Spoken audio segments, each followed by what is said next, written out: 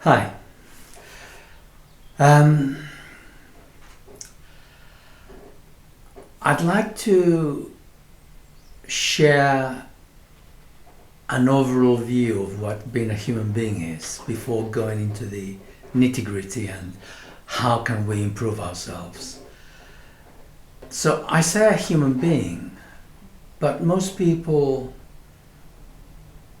pay lip service to that because they're not really human beings. They're actually personalities. They're persons. What I mean by this is that they operate in the world purely from within their personality most of the time. Beingness is a quality that does not rear its head often enough. Hence why we have so many troubles in the world, why we've got so many problems. So let me start by saying that a human being has, at the biological level, has got three functions, three centers. There is the physical, there is the emotional, and then there is the mental. Now, each of these has got programs. So we ourselves, at the level of the personality, have got programs at each of these facets. So we've got inherent programming within our biological bodies, which has been given to us within our DNA by our grandmothers and by our fathers. You just have to accept my word for that the egg was in the grandmother, and whatever her experiences in life, part of that went into the egg. And ditto, when you were born, the father's sperm, whatever experiences they had up till that point, will also be integrated into the DNA. The DNA isn't fixed. It changes according to our experiences to some degree. And this is passed on. So biologically, we have a certain level of how we relate in the world. Emotionally, well, if you have a bad experience with someone, the next time you see that person, you have an emotional response. So this is a level of, this is how we learn. This is how we learn to survive in the world. Now, mentally, we are also indoctrinated, if you like, or by our experiences. You have a bad experience, you've got an emotional response, the mind clicks on that, and now you know that if you go to this place, to this person, this location, whatever, you are going to be very wary, and you may avoid it, you may not avoid it, but you are affected by this. On top of that, so on top of our experiences with growing up, we ourselves are deliberately indoctrinated by parents, by society, teachers, and whilst we're young, we're like a sponge. We will absorb because we are weak, we are vulnerable, and we rely on others to survive. So it is really important that we take notice of anything that gives displeasure.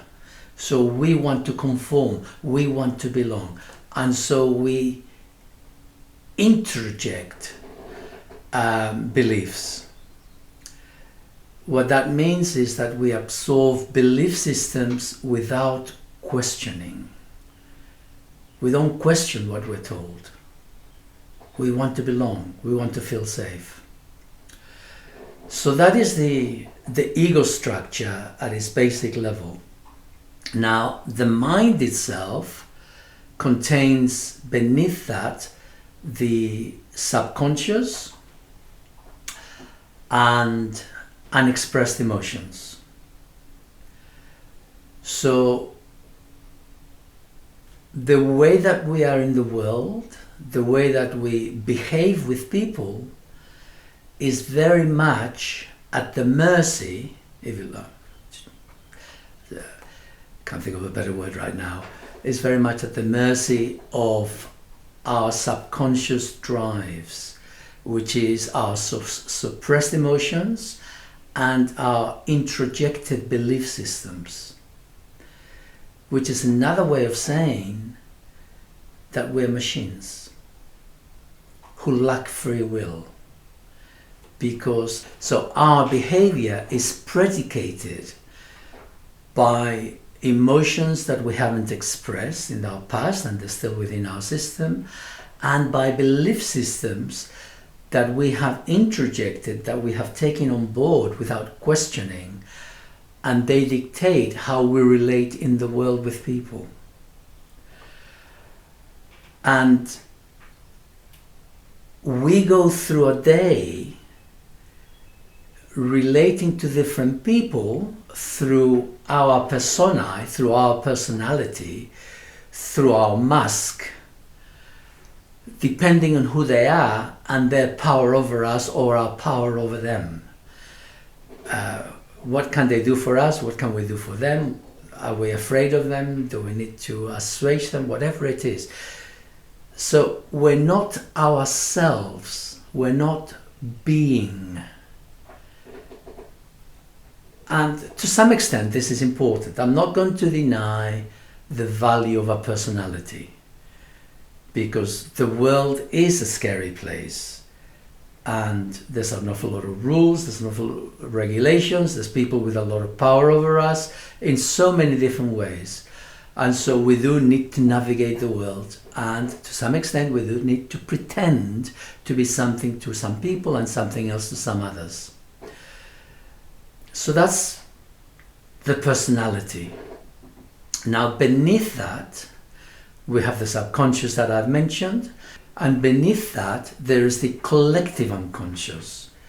So we, as a group, as a race, we do have collective images, emotions that we're all affected by. We share.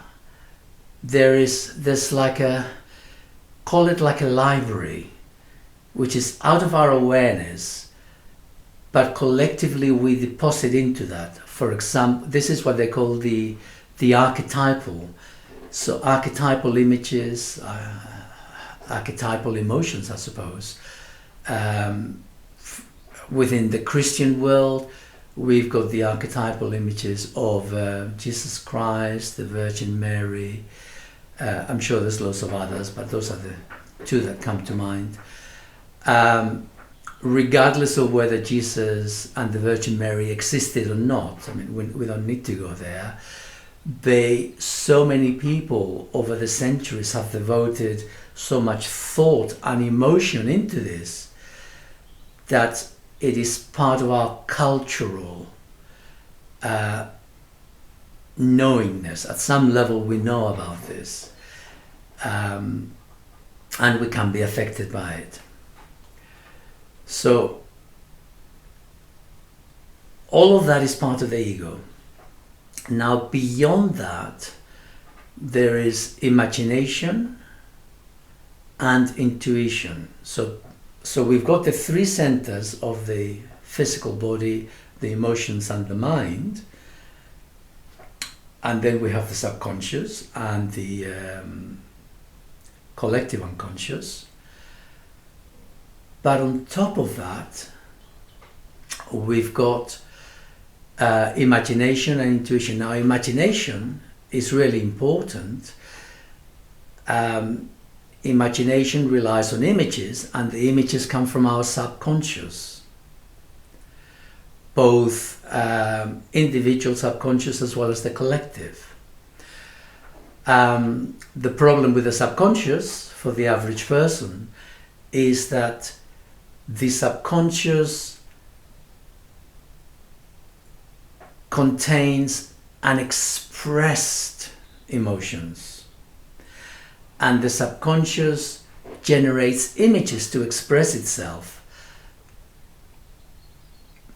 It's like your subconscious is like a pressure cooker that is trying to come out.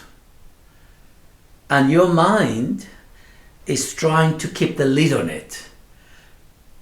Because those unexpressed emotions have a lot of emotional intensity that we don't want to know about. It's too scary.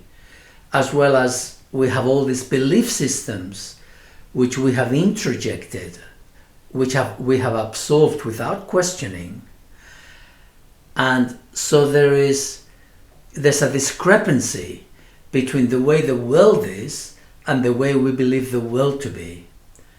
And the way we manage that is by not questioning, not looking. And so we suppress the images, the emotions, which have been held in stasis within our subconscious. And the only way we can do that is, well, we do it twofold. One is by suppressing our imagination, and the other one is by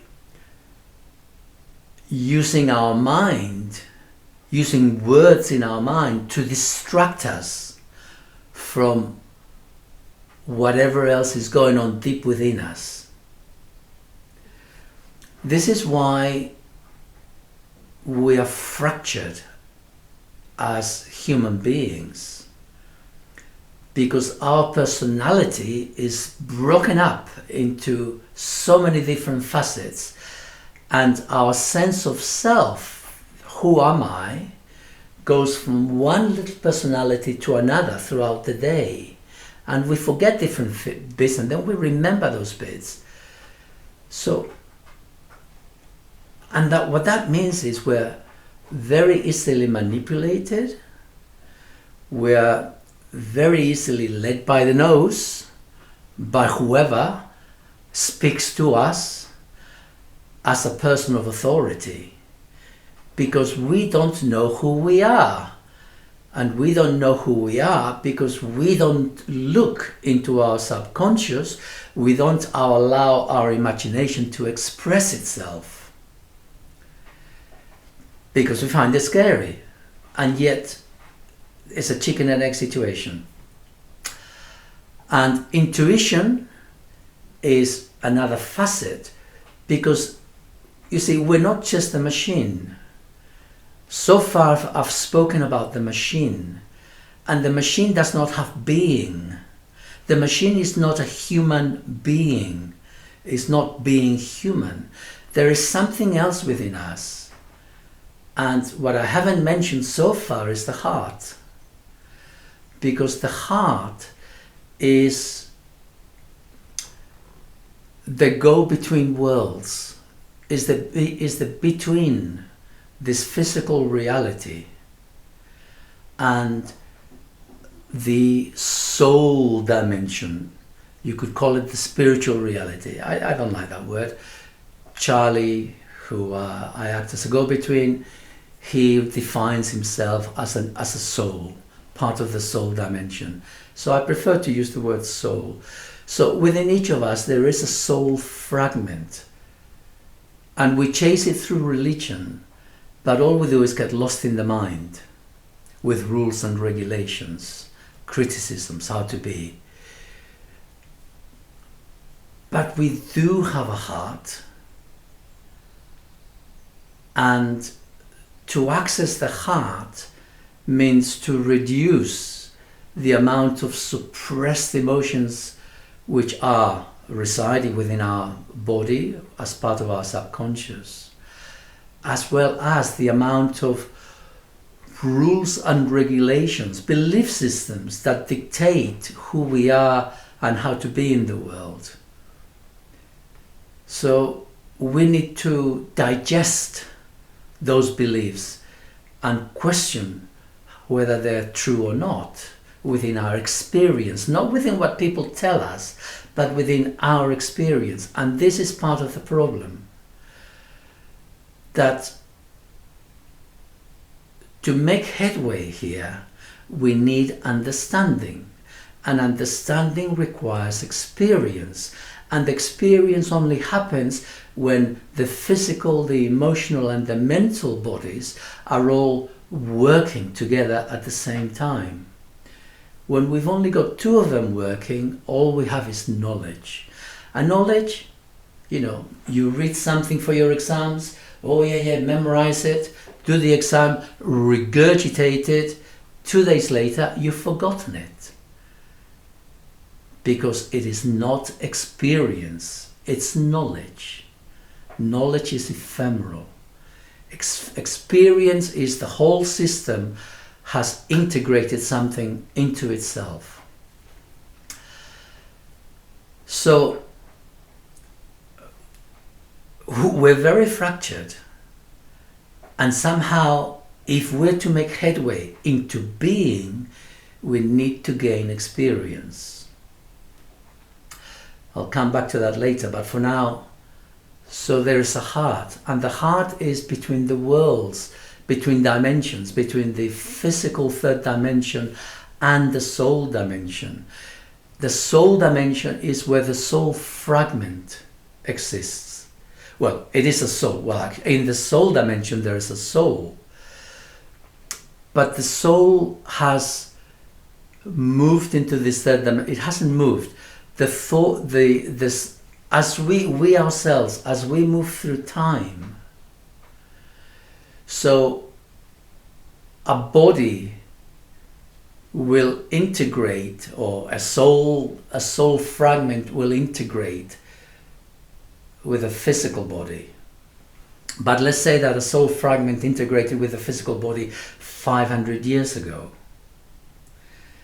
So there is a soul fragment. I say a soul fragment because a part of that soul experienced life through that body 500 years ago. And now 500 years later, here am I, a body, but another part of that soul fragment is within me. So that one soul, the soul is beyond time. And so 500 years ago and 500 years today, to the soul, it's all now. So there's a part of that soul 500 years ago, and there's a part of that soul within me today. This is why I refer to human beings as having soul fragments, because this is not the only life. There's other lifetimes in the past, and there will be others in the future, but the future is still to come. Now is what exists. But the soul has got an extended now that encompasses the past. So anyway, so there's a soul fragment within each of us, and it wants to express itself in the world. It is the passenger for this physical body, and this physical body is damaged almost beyond belief. So the heart, which acts as the go-between, struggles to communicate the soul fragment's wishes in the world. So we go around the world, we think we're so clever, we think we're so great, we think we have so much free will. You're a machine. You are a personality which has very little connection with the soul fragment, the passenger within you, which is struggling to communicate. And in fairness, it does, because we all of us, we're not so damaged. Well, there's a few. Okay, there's quite a few out there who really are damaged. But a good 2/3 of the world population is not so damaged that there is no communication from the soul fragment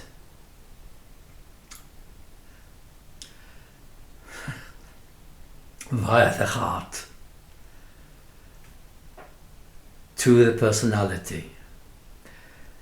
So there is grace in the world insofar as the soul fragment does manage to express itself. And this is why we feel love.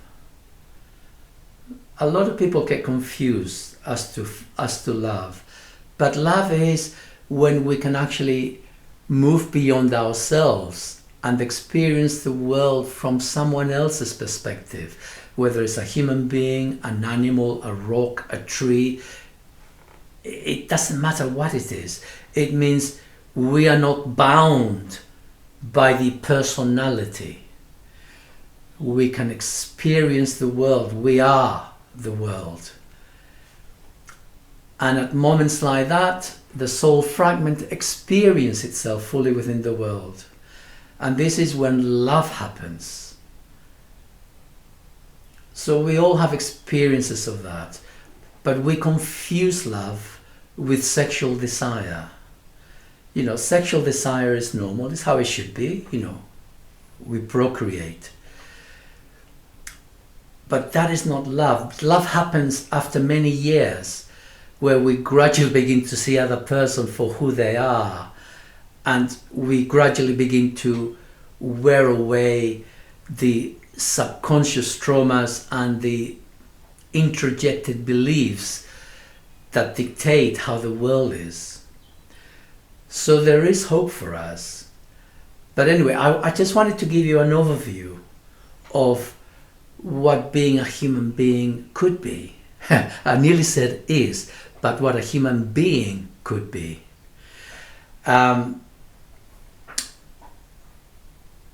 So there's so much I can say, but let me just add a little now for something for now, which is that the way to begin into being is with the body. What I mean by this is that we need to learn how to breathe properly, and I've got lots of videos that give you this information. You'll find on my website. So learn how to breathe properly, and you actually need to practice this really a lot, so that when you do that, you will be able to, when the emotional intensity, when you begin to explore your emotions which are suppressed, you will have the support to experience the emotion within your body, so you can release it and let it go. The other part is now. Being in the now means being in our bodies. The only part of ourselves that exists in this moment, right now, which is the anchor, if you like, that binds us to the moment, is the physical body. That means we need to learn how to connect with our bodies, how to be in our bodies, in, you know, the sensing. You know, our nervous system runs right through the body. There's nerve impulses everywhere. So learning to be in the body is really, really important. To be in the moment means to be in the body.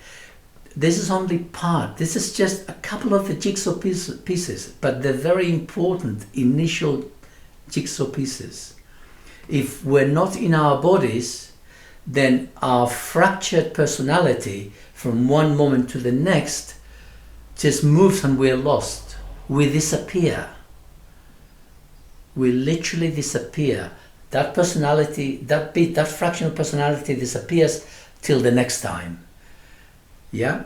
So what gives us continuity of experience is being in the body. That means taking sports of some sort, do physical sports, doing martial arts, Tai Chi, yoga, anything that will get you into the body is good. It's not the answer, it's just a little facet, but really important. So begin by learning how to breathe. Go for walks where you focus on your feet. Walk, be aware that you're walking, and just try to maintain that focus of I am here, I'm walking. And you'll forget yourself, but then you'll come back. But gradually you will gain experience of being in your body. Really important. So I think I'll stay there for now. There is so much to be shared, and I'll do this slowly.